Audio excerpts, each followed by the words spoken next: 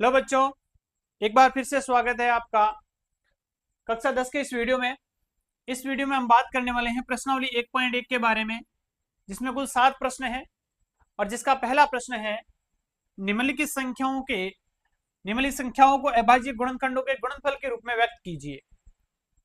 सबसे पहला प्रश्न लेते हैं यहाँ पर 140। 140 को हमें अभाज्य गुणनखंडों के गुणनफल के रूप में लिखना है, यानी 140 को हमें तोड़ना है और इसे अभाज्य गुणनखंड के रूप में इसको व्यक्त करना है।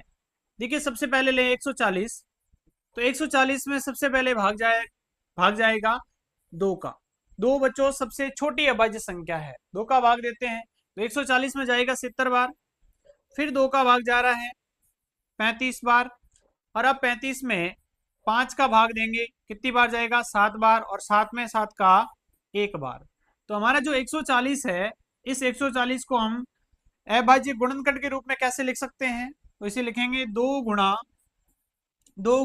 5 गुणा 7। अब हम यहां पर जो 2 गुणा 2 है, इसको हम 2 की घात 2 गुणा 5 की घात 1 गुणा 7 की घात 1 के रूप में इस प्रकार से भी हम इसको व्यक्त कर सकते हैं। ये दोनों ही रूप सही माने जाएंगे। तो ये तो हमने बात की 140 की। इसके बाद हम अगला लेते हैं। अगली हमारी संख्या है 156। 156 के बारे में बात करें तो 156 का जब अभाज्य गुणनखंड करते हैं तो देखो, सबसे पहले हम भाग देंगे 2 का। 2 का भाग 156 में कितनी बार जाएगा? तो देखो, 15 का आधा करे तो आता है 7, 1 से एसपल बच जाएगा 16। 16 में 2 का भाग जाएगा 8 बार, 78 आ गए। अब फिर इसमें 2 का भाग देंगे तो कितना आ जाएगा? देखो, 7 का आधा होगा 3, और यहाँ पर ये 18, 18 का आधा 9। अब 39 हो गया। 39 में 2 का भाग तो नहीं जाता है, लेकिन 3 का भाग जा रहा है। कितनी बार जाता है? 13 बार, और 13 में 13 का 1 बार, क्योंकि 13 खुद क्या है? अभाज्य संख्या है। तो अब हम 156 को अभाज्य गुणनखंड के रूप में लिखेंगे। तो देखिए, लिखेंगे 2 गुणा 2 गुणा 3 गुणा 13। 2 गुणा 2 गुणा 3 गुणा 13। इसको अब हमें 2 की घात 2 गुणा 3 गुणा 13 के रूप में भी लिख सकते हैं। तीसरा नंबर प्रश्न है अपना, पहले का तीसरा, 3825। इसमें हम अगर भाग दें अभाज्य संख्या का, तो देखो, सबसे पहले भाग देंगे 2 का। 2 का नहीं जा रहा है, फिर 3 का ट्राई करते हैं। अब 3 का नियम कहता है कि सभी अंकों को जोड़ो, 3 की भाजकता का नियम, इन सभी अंकों को जोड़ो। यदि इनका जो योग आता है उसमें 3 का भाग जाता है तो वो संख्या 3 से विभाजित होती है। देखो, 5 और 2 7, 7 और 8 कितने हो जाएंगे? 15 और 3 18। तो इसमें 3 का भाग जा रहा है, भाग देंगे। 3 का 3 में 1 बार गया, 8 में जाएगा। देखो, यहाँ स्पष्ट ले लेते हैं 3825 का भाग, अगर शॉर्ट में नहीं समझ में आ रहा है तो। 3 का भाग 3 में गया 1 बार, 3 में से 3 गए 0, उतारा 8 को। 3 का भाग 8 में 2 बार गया, 6 आ गए। 8 में से 6 के पीछे 2, अब उतारेंगे 2 को, कितने हो गए? 22। 3 का भाग 22 में गया 7 बार, 3 साते 21। 2 में से 1 गया पीछे, 1 उतारेंगे 5 को, 15। 3 का भाग 15 में जाएगा 5 बार, और ये अपना भाग हो जाएगा कंप्लीट। तो कितना आया? 1275। अब देखें 1275 को, 7 और 5 12, 12 और 2 14, और 1 15। फिर 3 का भाग जा रहा है, 3 का भाग देंगे यहाँ पर। अब हमें देना है 1275 में 3 का भाग।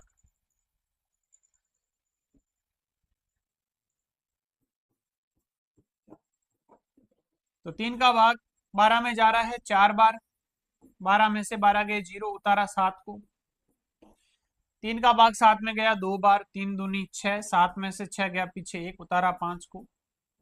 5 बार गया, 3 पंजे 15। तो भाग गया बच्चों 425 बार। अब इनको जोड़ के देखो, 4 और 2 6, 6 और 5 11। अब इसमें 3 का भाग नहीं जा रहा है, फिर देंगे 5 का भाग, क्योंकि इकाई का अंक क्या है? 5। तो 5 का भाग 42, 42 की बात करें तो 40 में जाएगा 8 बार, 2 25, 5 बार चला गया। फिर 5 का जा रहा है भाग, तो 85 में 5 का भाग जाएगा, 8 में गया 1 बार, और 7 17 बार चला जाएगा। फिर 17 में 17 का भाग जाएगा 1 बार। अब हमारे सामने जो 3825 है इसको हम अभाज्य गुणनखंड के रूप में लिखें तो कैसे लिखेंगे? 3 गुणा 5 गुणा 17। इसको ऐसे भी लिख सकते हैं 3 की पावर 2 यानी 3 की घात 2 गुणा 5 की घात 2 गुणा 17। ये हो गया हमारा तीसरा क्वेश्चन। अगला लेते हैं पहले का चौथा प्रश्न। ये प्रश्न है 5005। अब 5005 का अभाज्य गुणनखंड करें तो इसमें न तो 2 का भाग जा रहा है न 3 का जा रहा है, सीधा ही जा रहा है 5 का भाग। अब 5 का भाग दें तो 5 का 5 में एक बार 0 0 और 5 का 5 में एक बार 1001 आ गया। अब देखिए इसमें 5 का तो नहीं जा रहा है, आगे हम 7 का देकर ट्राई करते हैं। 1001 में यदि 7 का भाग दें तो 7 का भाग 10 में गया एक बार, 10 में से 7 गए 3, उतारा 0, 7 चौके 28, ये रह गए 2 और 7 तिये 21। 143 बार भाग जा रहा है 7 का। 7 का भाग दिया 143। अब 143 में बात करें तो 7 का भाग देख के देखते हैं पहले। तो 7 का भाग इसमें नहीं जाएगा क्योंकि 7 दूनी 14 हो जाएगा, फिर 3 बचेंगे शेष, भाग पूर्ण रूप से नहीं जा रहा है। फिर 7 के बाद अगला नंबर होता है अपना 11। 143 में 11 का भाग देते हैं।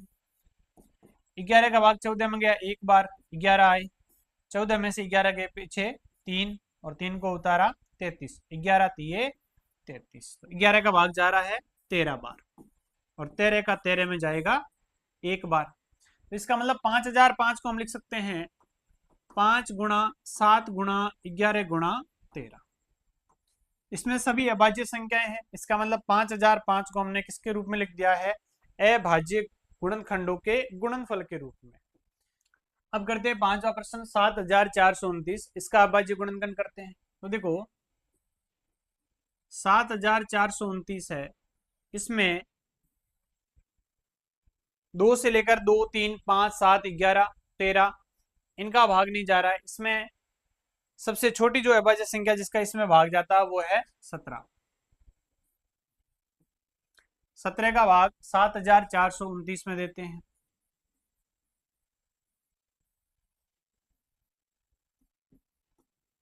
सत्रह एकम 17, 17 दूने 38, 17 तिये 51, 17 चौके 68।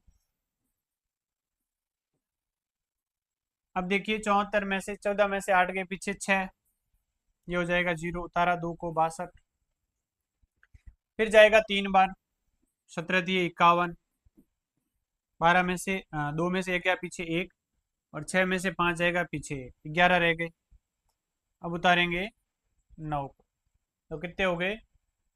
119 हो गए। अब 17 का भाग देना है 119 में। 17 साते 119,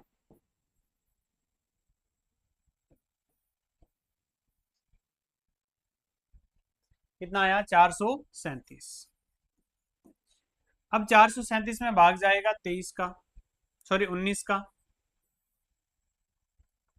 19 का भाग देते हैं 437 में, तो 19 एकम 19, 19 दूना 38, 13 में से 8 के पीछे 5, 57 का भाग, 19 तिये 57, कितना आ गया?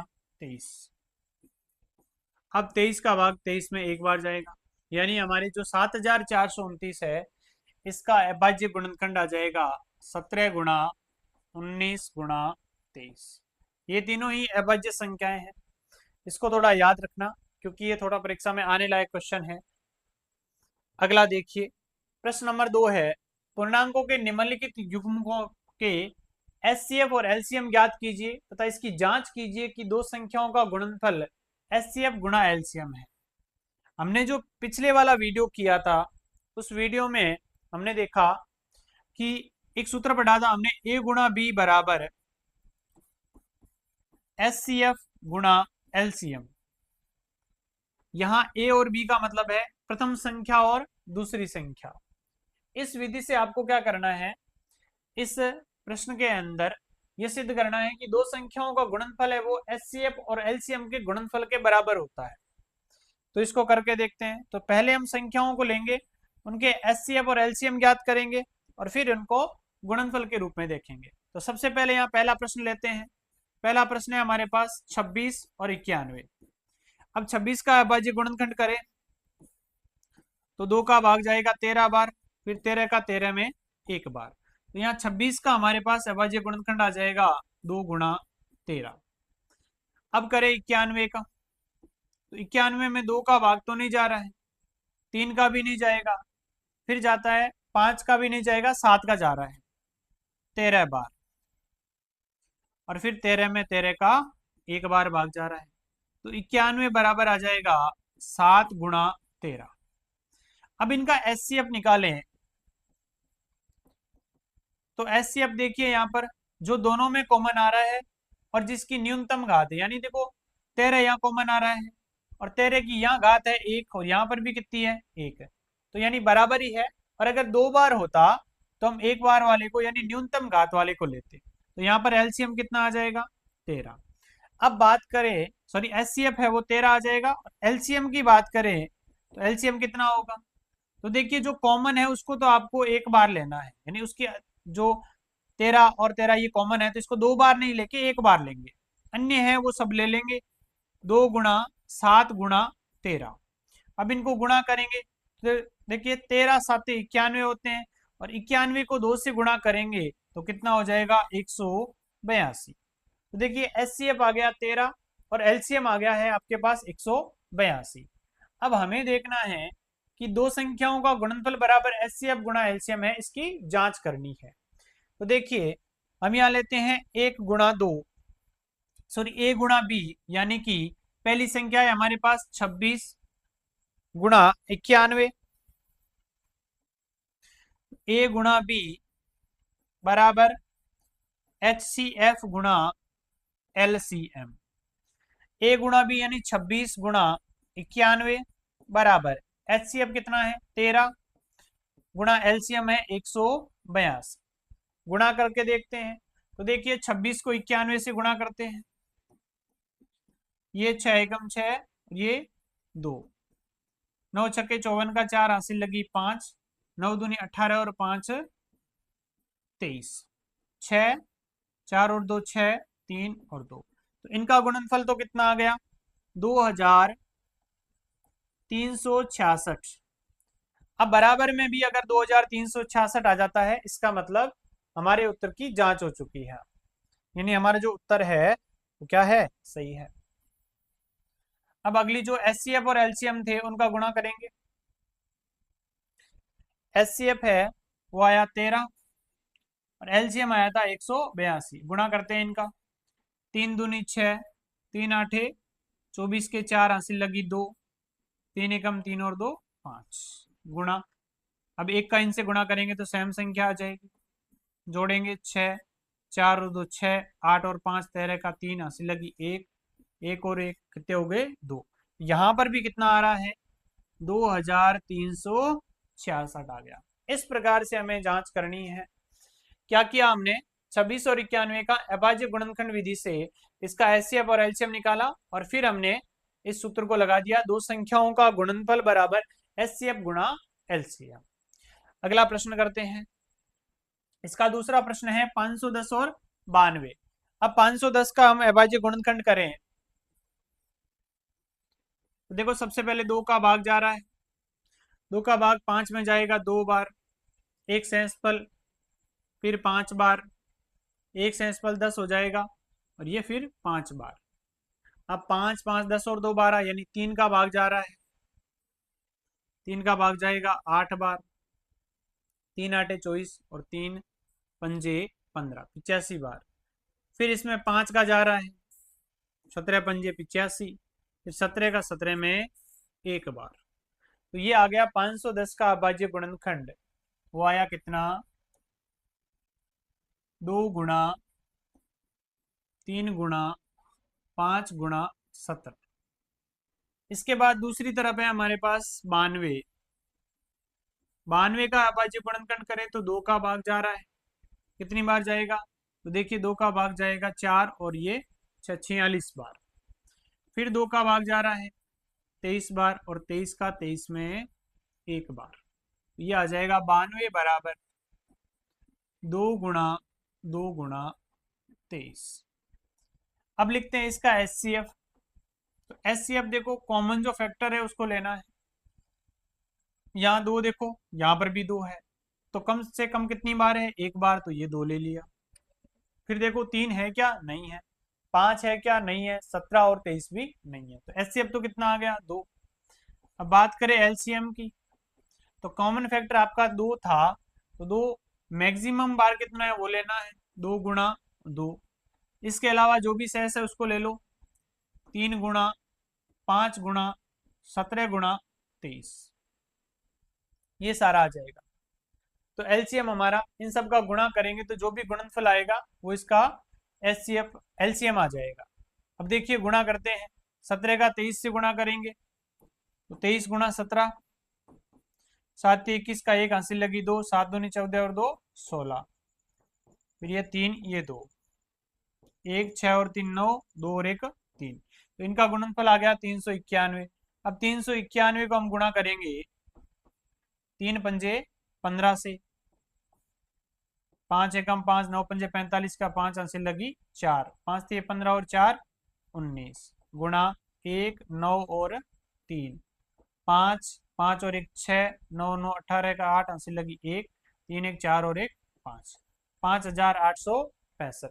अब हमारा जो 5865 है इसको हम गुणा कर देंगे 2 दूनी 4 से, 4 पंजे 20 का 0 हासिल लगी 2, 4 छक्के 24, 24 और 2 26 का 6 हासिल लगी 3, 4 अटे 32 और 3 35 का 5 हासिल लगी 3, 5 चौके 20, 20 और 3 23। चेक कर लेते हैं एक बार, 5 चौके 20, 20 का 0 हासिल लगी 2, 6 चौक 24 और 2 26 का 6, यहाँ पे हासिल है वो अपनी गलत लगा दिया है। 4 पंजे 20 का 0 हासिल लगी 2, 6 चौक 24 और 2 26 का 6 हासिल लगी 2, 4 आठे 32, 32 और 2 कितने हो जाएंगे 34, 34 का 4 हासिल लगी 3, 5 चौक 20 और 3 यानी 23,460 आ जाएगा। तो एलसीएम कितना आया अपना 23,460।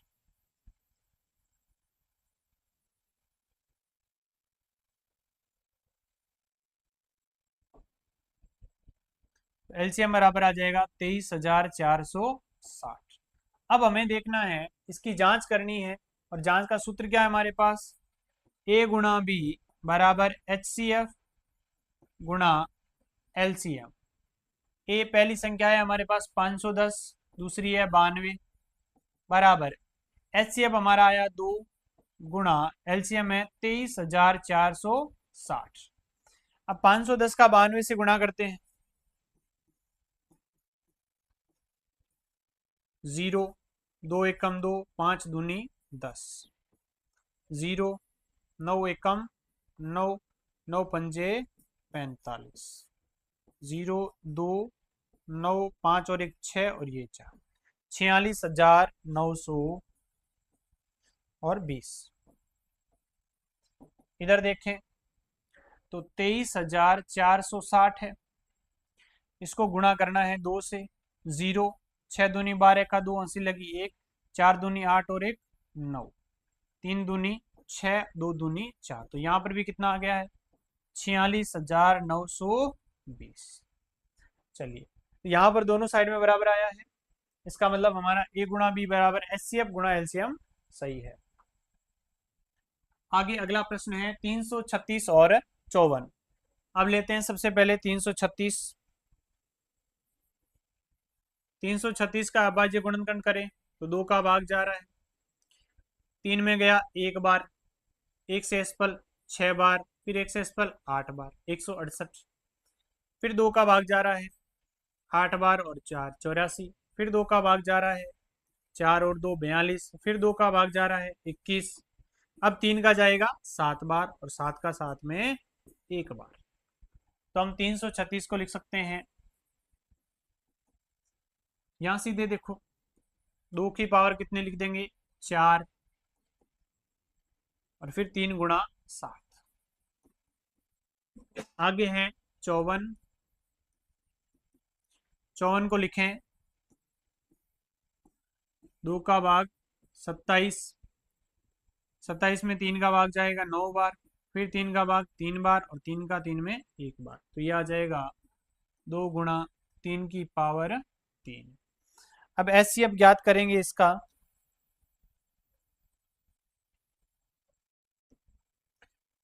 तो देखिए एचसीएफ क्या होगा।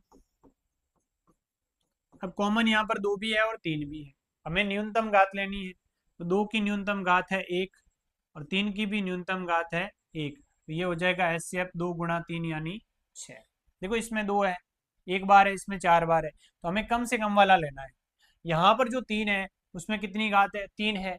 यहाँ पर कितनी है, 1 बार है, तो हम कम से कम घात लेंगे तो 3 की घात 1 आ जाएगी, 3 गुणा 2 बराबर 6 आ जाएगा। फिर है देखिए एलसीएम। एलसीएम में क्या करना है, देखो जो कॉमन है उसकी अधिकतम घात लेनी है, तो 2 की पावर 4 गुणा 3 की पावर यहाँ ले लेंगे 3 और गुणे में कितना है 7, इन सब का गुणा करेंगे। तो देखो 2 की पावर 4 की बात करें तो 2 की पावर 4 होता है 2 का 4 बार गुणा, 2 दूनी 4, 4 दूनी 8 और 8 दूनी 16, फिर 16 आ गया यहाँ पर। 16 गुणा 3 की पावर 3 की बात करें तो 3 तिये 9, 9 तिये 27 और गुणे में है 7, इन सब का गुणा करते हैं। तो पहले 16 को 27 से गुणा कर देते हैं,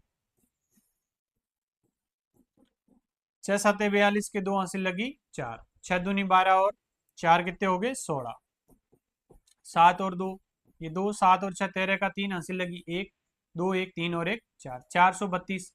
अब इसको हम किससे गुणा कर देंगे, 7 से गुणा कर देते हैं। 7 दूनी 14 का 4 हासिल लगी 1, 3 7 21 और 1 22 का 2 हासिल लगी 2, 7 चौक 28 और 2 कितने हो जाएंगे 30, यानी उत्तर आया अपने पास, इसका एलसीएम आ गया 3024। अब एचसीएफ और एलसीएम प्राप्त होने के बाद हम करेंगे उत्तर की जांच।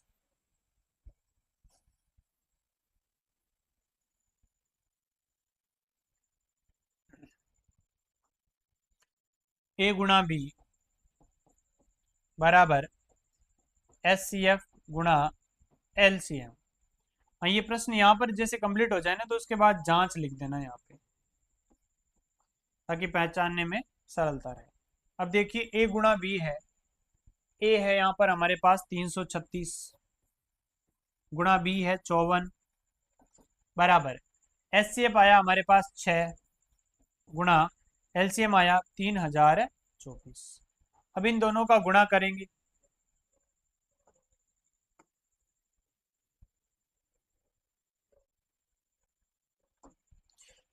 336 का गुणा करना है हमें 54 से, 4 सके 24 का 4 हासिल लगी 2, 4 तिये 12 और 2 14 का 4 हासिल लगी 1, 4 तिये 12, 12 और 1 13 गुणा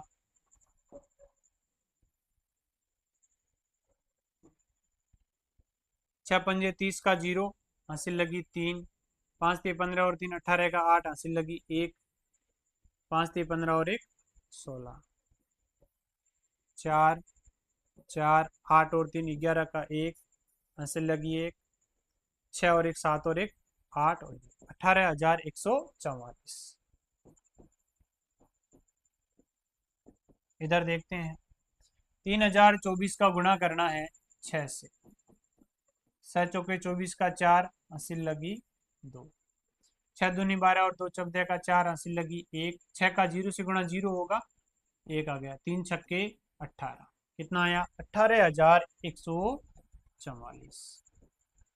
तो हमारे तीसरे प्रश्न में भी ये जो जांच है वो बिल्कुल सही है, और ए गुणा बी बराबर एचसीएफ गुणा एलसीएम है, जिसकी हमने क्या कर लिया यहाँ पर जांच कर ली है। अगला क्वेश्चन देखते हैं। अगला तीसरा क्वेश्चन है, अभाज्य गुणनखंड विधि द्वारा निम्नलिखित पूर्णांकों के एचसीएफ और एलसीएम ज्ञात कीजिए। पीछे वाले प्रश्नों में हमने एचसीएफ और एलसीएम अभाज्य गुणनखंड विधि से ज्ञात किए थे, यहाँ वहां 2 संख्याएं थी, यहाँ पर 2 से अधिक 3 संख्याएं हैं। चलिए करते हैं पहला प्रश्न इसका। पहले प्रश्न में हमारे सामने है 12, 15 और 21। तो देखिए 12 का अगर अभाज्य गुणनखंड करें तो देखो 2 का भाग जाएगा 6 बार, फिर 2 का भाग 3 और 3 का 3 में 1 बार। तो हम यहाँ पर 12 को लिख सकते हैं 2 गुणा 2 गुणा 3। फिर लेते हैं 15। 15 में देखिए 3 का भाग जा रहा है 5 बार और 5 का 5 में 1 बार, तो 15 को लिखेंगे 3 गुणा 5। इसके बाद है हमारे पास 21। 21 का अभाज्य गुणनखंड करें तो देखिए सबसे पहले 3 का भाग जा रहा है 7 बार और 7 का 7 में 1 बार भाग जाएगा। यहाँ पर 21 को हम लिख सकते हैं 3 गुणा 7। अब जब 3 संख्या है तो 3 संख्याओं में भी हमें एचसीएफ जब ज्ञात करें तो हमें कॉमन फैक्टर देखना है। यहाँ पे तो सब में कॉमन है, तो देखिए 2 इसमें है 2 गुणा 2, लेकिन आगे वाली संख्याएं 15 और 21 के अभाज्य गुणनखंड में नहीं है। 3 यहाँ पर देखिए सबके अभाज्य गुणनखंड में है और मिनिमम 1 बार है, तो इसका एचसीएफ कितना आ जाएगा 3 आ जाएगा। अब बात करें एलसीएम की, तो एलसीएम कितना आएगा, तो देखिए जो कॉमन है उसको लेना ही है एक बार, बाकी बचे उनको लेना है। तो देखो 2 गुणा 2 गुणा 3 जो कॉमन है उसको एक बार लेना है, फिर बचा 5 गुणा 7, इनको भी ले लिया। अब इन सब का गुणा करेंगे तो हमारे पास आ जाएगा इसका एलसीएम। तो देखिए 7 पंजे कितने हो गए यहाँ पर 35। 35 को 3 से गुणा करेंगे कितने हो जाएंगे 105। 105 का 2 से गुणा करेंगे कितने हो जाएंगे 210 और 210 का 2 से गुणा करेंगे कितना आ जाएगा 420। तो यहाँ पर इसका एचसीएफ तो आया है 3 और एलसीएम कितना आ जाएगा 420। ये हमारा पहला प्रश्न था, तीसरे का पहला, जिसमें हमें अभाज्य गुणनखंड विधि द्वारा एचसीएफ और एलसीएम ज्ञात किया है। अगला प्रश्न है अपना सेकंड 17, 23 और 29। अब देखिए यहाँ पर 17, 23 और 29 जो है इसमें तीनों ही संख्याएं क्या है अभाज्य संख्याएं, और अभाज्य संख्याओं का जो एचसीएफ आता है वो हमेशा 1 आता है और इनका जो एलसीएम होगा वो इन तीनों ही संख्याओं का गुणनफल होता है। अब इसने हमें प्रश्न में अभाज्य गुणनखंड विधि से पूछा है, तो देखिए 17 का जो अभाज्य गुणनखंड वो होगा 1 गुणा 17 और 23 की बात करें तो हो जाएगा 23 गुणा 1 या 1 गुणा 23 और 29 का हो जाएगा 1 गुणा 29। तो अब इसका एचसीएफ कितना आएगा, तो इसका एचसीएफ तो आपको पता है कॉमन फैक्टर 1 ही आ रहा है तो 1 आ जाएगा। एलसीएम की बात करें तो एलसीएम इन तीनों का क्या होगा गुणनफल होगा 17 गुणा 23 गुणा 29। अब इन तीनों का गुणा करेंगे और जो गुणनफल आएगा वो हमारा क्या होगा एलसीएम होगा। चलिए 17 और 23 को गुणा करते हैं पहले। 3 7 21 का 1 हासिल लगी 2, 3 एकम 3 और 2 5 गुणा 2 7 14 का 4 हासिल लगी 1, 2 एकम 2 और 1 3, 1 5 और 4 9 और 3 391। अब इसका गुणा करेंगे 29 से, 9 एकम 9, 9 9 में 81 का 1 हासिल लगी 8 और 9 30 27 27 और 8 35 गुणा 2 एकम 2, 2 9 में 18 का 8 हासिल लगी 1, 2 3 6 और 1 7, जोड़ देंगे इसको 9 2 और 1 3, 8 और 5 13 का 3 हासिल लगी 1, 7 3 10 और 1 11। तो उत्तर आ जाएगा एलसीएम कितना आएगा 11,339। तो देखिए एचसीएफ तो आया इसका 1 और एलसीएम जो आया है वो आया 11,339। अब लेते हैं अगला प्रश्न। अगला प्रश्न है 8 9 और 25।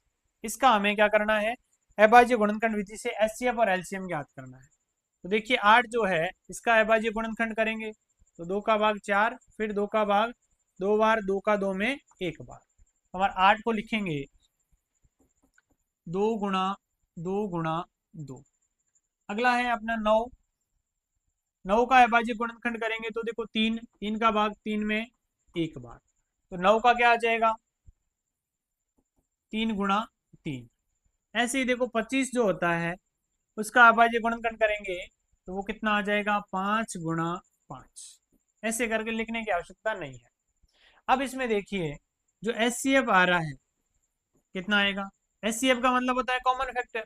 अब इसमें सिर्फ 2 है, इसमें सिर्फ 3 है और यहाँ पर सिर्फ इसके अभाज्य गुणनखंड में 5 है, तो यहाँ इनके एचसीएफ में कोई कॉमन फैक्टर नहीं है, तो इसका मतलब कितना आएगा एचसीएफ 1 आता है। एलसीएम की बात करेंगे तो एलसीएम इन सब का क्या आएगा गुणनफल 2 गुणा 2 गुणा 2, 3 गुणा 3 और 5 गुणा 5। अब देखिए ये तीनों गुणन इन तीनों ही संख्याओं के गुणनफल ये 5 पंजे 25, 3 तिये 9 और 2 चौके 2 दूनी 4, 4 दूनी 8 है। ये 8 है, ये 9 है और ये 25 है। चलिए अब गुणा करते हैं। तो 25 का 9 से गुणा करते हैं। 9 पंजे 45 का 5 हासिल लगी 4, 9 दूनी 18, 18 और 4 200, 18 और 4 22, 225 आ गया। अब 225 का हम गुणा कर देंगे, इसे 8 से गुणा कर देते हैं। 8 पंजे 40 का 0 हासिल लगी 4, 8 दूनी 16, 16 और 4 20 का 0 हासिल लगी 2, 8 दूनी 16 और 2 कितना आ गया 18, यानी 1800 आ गया। तो एलसीएम कितना प्राप्त हो जाएगा अपना 1800। एचसीएफ आया 1 और एलसीएम कितना आ गया बच्चों 1800। अब चौथा प्रश्न है, एचसीएफ 306 और 657 बराबर 9 दिया है। एलसीएम 306 और 657 अपने को ज्ञात करना है। यहाँ पर पहली संख्या है, ए का मान है 306 और बी का मान है 657। तो हम हमारा समीकरण लेंगे, ए गुणा बी बराबर होता है एचसीएफ गुणा एलसीएम। इसको ऐसे भी लिख सकते हैं या इसको लिख सकते हैं एचसीएफ गुणा एलसीएम बराबर ए गुणा बी। अब हमें एलसीएम ज्ञात करना है तो ये वाला ले लेते हैं। एचसीएफ की बात करें, एलसीएम ज्ञात करना है हमें। अब देखो एचसीएफ कितना है, तो एचसीएफ यहाँ पर दे रखा है 9 गुणा एलसीएम ज्ञात करना है बराबर ए का मान कितना है 306 गुणा बी का मान है 657।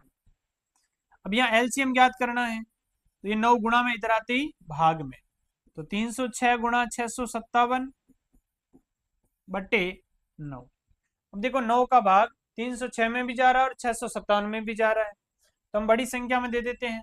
तो 657 में अगर हम 9 का भाग दें तो 9 का भाग जाएगा 9 साते 63, 5 में से 3 के पीछे 2 27, 9 तिये 27 हो जाएंगे। तो कितनी बार कटेगा ये जाएगा 73 बार। अब हम 306 को किससे गुणा कर देते हैं 73 से गुणा कर देते हैं और हमारा क्या प्राप्त हो जाएगा एलसीएम प्राप्त हो जाएगा। तो 306 गुणा 73, 3 छक्के 18 का 8 हासिल 1, 3 का 0 से गुणा 0 और 1 हासिल यहाँ आ जाएगा, 3 तिये 9। ऐसे ही 7 छक्के 42 का 2 हासिल लगी 4, 4 का 4 यहाँ आ जाएगा, 7 तिये 21। लिखेंगे 8 2 और 1 3, 9 और 4 13 का 3 हासिल लगी 1, 1 और 1 2 और 2, 22,338।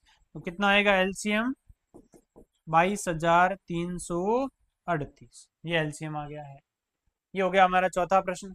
आगे बढ़ते हैं, वाला है 5 नंबर।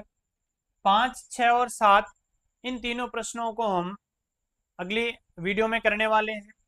तब तक के लिए आपको यहाँ पर जो मैंने पांच से पहले वाले जो 4 प्रश्न करवाए हैं और जो उदाहरण करवाए हैं उनको अच्छी तरीके से देख लेना है। और इनमें से जो भी प्रश्न या उदाहरण आपको समझ में नहीं आया है तो उसे कमेंट बॉक्स में कमेंट कर दीजिएगा और फिर मैं उस जो प्रश्न समझ में नहीं आया है उस प्रश्न को मैं अगले वीडियो में आपके लिए सम्मिलित कर लूँगा उसमें। तो तब तक के लिए बहुत बहुत शुक्रिया वीडियो देखने के लिए। मिलते हैं नेक्स्ट वीडियो में। Thank you.